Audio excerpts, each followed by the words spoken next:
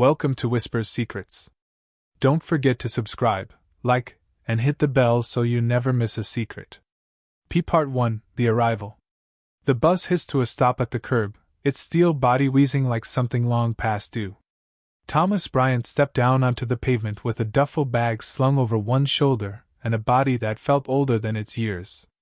The soles of his boots touched home soil for the first time in nearly a decade, and not a single thing about the moment felt right. No crowd, no tears, no welcome. The bus doors folded shut behind him, and in the echo of their sigh, he realized the world had moved on without waiting. He hadn't told anyone he was coming. No letters, no telegram, no hint. He didn't want a parade. He didn't even want a handshake. What he wanted, what he feared, was to see if the pieces of his old life still existed, or if they had turned to dust the moment he disappeared behind a wall of jungle and wire. He turned his face toward the town, blinking against the late spring light. It looked the same from a distance: the steeple of the church, the rusty water tower, the square with the war memorial that hadn't had his name added to it because no one was sure whether he belonged on the dead side or the missing. He walked with a limp that he didn't notice anymore. Each step a compromise between what used to be and what had barely survived.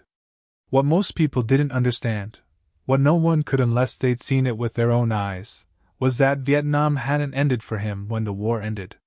It hadn't ended when the fighting stopped, or even when the prisoners were traded and planes brought them home with smiles painted on their shattered faces. For Thomas Bryant, Vietnam had lasted 3,042 days. The first 2 months after capture were the worst. Not because of the pain, though there was pain. Not because of the cages, the lack of food, the rot that grew under his nails.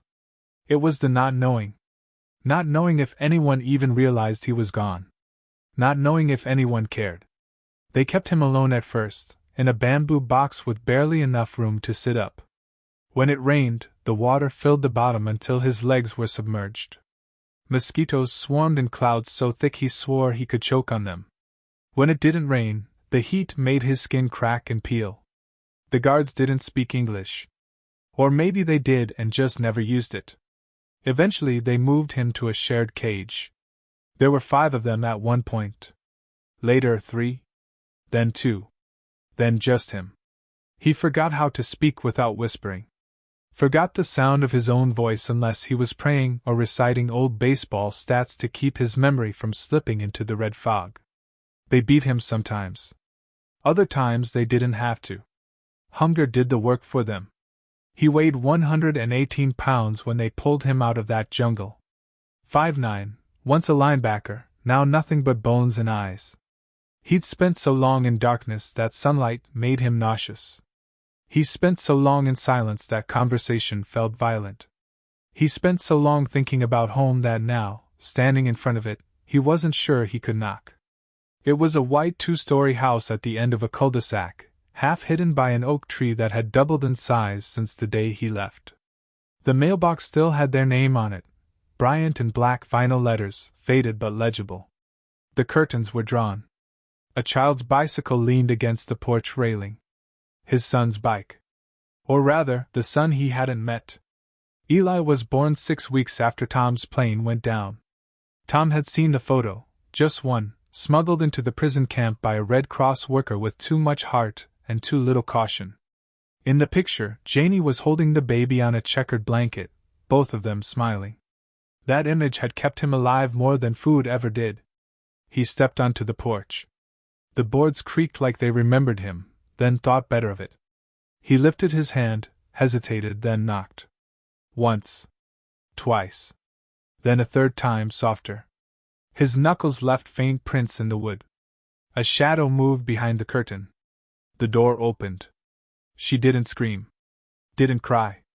Just stared at him for a long moment, the kind of moment that lives between breaths and collapses entire lives. Her hair was shorter than he remembered, tied back in a loose knot. She looked older. Not old. Just lived in. Her eyes widened, but only slightly. Tom? He nodded. She opened the door wider. You'd better come in. The house smelled like lemon and wood polish and something faintly floral. He stepped across the threshold like a man crossing into holy ground. Nothing looked quite the same. New couch. New photos on the walls. No sign of him anywhere. Even the coat rack was different. She gestured to the kitchen. You want some water? He nodded. She poured a glass. Set it down in front of him. He didn't drink it. Just watched her hands. They were steady. He remembered them shaking when they'd said goodbye at the base gate. Now they moved like she'd had 9 years to stop missing him. When? She asked. 2 weeks ago. They flew us to California first. Medical processing. Psych evals. A few days at Fort Bragg. You didn't call? I didn't want to talk to anyone who wasn't standing in front of me. Silence. I got a telegram, she said. Years ago. Said you were missing? Presumed dead. They stopped the search in 75. I know. Didn't stop me from staying alive. She didn't cry. That hit harder than if she had. He didn't know if she had cried already, years ago, and run dry, or if she never did. Maybe that was her war. He looked around. He here? She shook her head. School. He's in 5th grade. Tom closed his eyes. 10. She nodded. He know? She hesitated. That you're his father? Yes. That you were coming home? No. Ray? She flinched at the name. He helped. I see that. He walked to the living room. On the mantel, a row of photos. Eli on a swing. Eli in a soccer jersey. Janie and Ray at what looked like a lake, arms around each other. Nothing romantic. But not nothing. He moved in? Not exactly. But close enough. He was there for Eli. When I couldn't be. Tom turned to her. And you? She didn't answer. That night, he slept on the couch. No one offered the bed. He didn't ask. He stared at the ceiling, the fan spinning slow, casting lazy shadows on the wall. The house creaked around him. The air tasted like someone else's home. He had survived 9 years in hell thinking he was fighting his way back to something. But now that he was here, he realized the hardest part wasn't staying alive. It was being forgotten. And knowing now, me. Thomas was quiet for a long time. I do miss you, he said. Even sitting right next to you. Her eyes glistened. I don't know how to go back, she whispered. Neither do I. They sat with that truth, heavy and still. Not a wedge. Not a bridge. Just a fact they were both willing, finally, to share. In the weeks that followed, the silence remained. But it was no longer painful. It was a kind of language. A way of living without demands. When Thomas found a photo in an old box, one of the few he had saved from before the war, he gave it to Eli without ceremony. That's me, he said. Age 20. First leave. Your mother took it. Eli looked at the photo a long time. You look happier. I was lighter. Can we take another one? Thomas blinked. Of us. Now. He nodded. Yeah. I'd like that. They took it on the front porch. Janie held the camera. Thomas and Eli stood shoulder to shoulder, either smiling, but neither frowning either. Just present. Afterward, Janie printed the photo and framed it. She set it beside the old one. Side by side. Not as before and after, but as two parts of the same story. Part 12, A Flag for the Fallen. The road to the cemetery was lined with sycamores, their white trunks standing like old bones in the dirt. Thomas drove the Jeep, its engine still a little rough, but steady now, confident even. Eli sat in the passenger seat, holding a folded flag across his lap, his hands tied at the corners to keep it from slipping. Either of them spoke much on the way there. They didn't need to. The wind through the open windows was conversation enough. The engine hummed beneath them like a heart remembering how to beat. They pulled in just past 10. The sky was a shade of pale blue that only appeared in early November, a kind of fragile clarity that made the world feel thinner, more honest. The gates stood open. The rows of headstones were white and even, like teeth in the mouth of the earth. Thomas parked near the rear, where the older plots lay. No one else was around.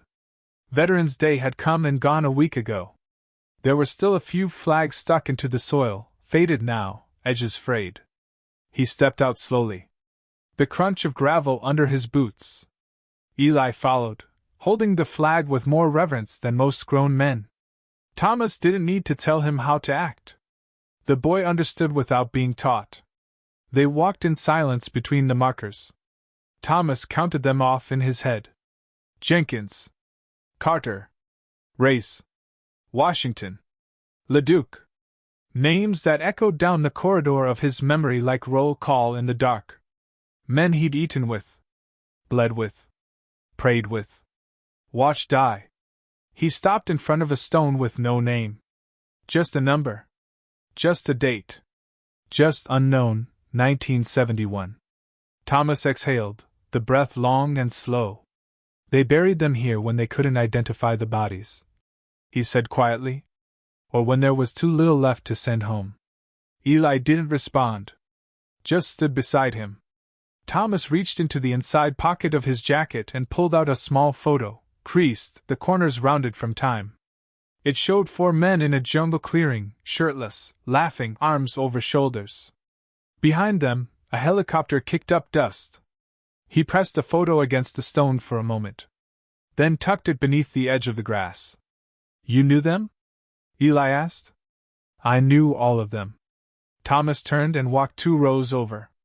Stopped in front of Jenkins. He taught me how to use a compass. Then Reyes. He used to sing in Spanish while we dug trenches. Couldn't hold a tune. Drove us crazy. Then Leduc. He died holding my hand. I told him he was going home. They spent the next hour walking row by row, not like tourists, not like mourners, but like 2 men moving through the past with purpose. At the last grave, Thomas nodded toward the ground. This one's for all the ones they didn't bury. Eli held out the flag. Thomas took it. Kneeled. Set it down gently. He didn't speak right away. Then, softly, I carried your names with me. In the heat. In the cold. In the dark. I brought you back the only way I knew how. By surviving. He stood. The wind stirred. Eli said, You think they know? Thomas looked at the rows. I think they remember. On the way back to the jeep, Eli kicked at a stone. Did you ever wish you hadn't made it? Thomas didn't answer right away. Not until I came home. They drove back slowly. The sky was beginning to darken. The lights slid across the dashboard like a soft hand. When they turned onto their street, Thomas saw Janie on the porch, a book in her lap. She looked up as the jeep came into view, and smiled, not wide, not theatrical, but real. Eli hopped out first. Mom, he said. We went. I know, she replied. I saw you leave. Thomas parked, turned the key, let the engine die. Janie came down the steps. He reached into the glove box, pulled out a smaller flag, a backup, and handed it to her. For the kitchen, he said. She took it. He stepped onto the porch, looked back once more at the jeep, at the road behind it. Later that night, after dinner, after Eli had gone to bed, after the dishes had been washed and dried and put away, Thomas found Janie standing in the hallway, staring at the photo shelf. I moved them, she said. The ones with Ray. He nodded. I didn't do it to erase anything. Just to make space. He stepped beside her. You didn't need to. I wanted to. He looked at the new photo, the one of him and Eli on the porch. Then the old one, him in uniform, arms crossed, sun in his eyes. Then the newest, a picture Janie had taken without them knowing, of the 2 of them under the jeep, arms grease-streaked, heads bent over the engine. He smiled. She reached out and took his hand. And for the first time since the war, Thomas Bryant felt like he had truly come home. Thank you for being with us on Whisper's Secrets. If you enjoyed this, leave a like, drop a comment, and be sure to subscribe. The secrets are waiting to be revealed. See you soon.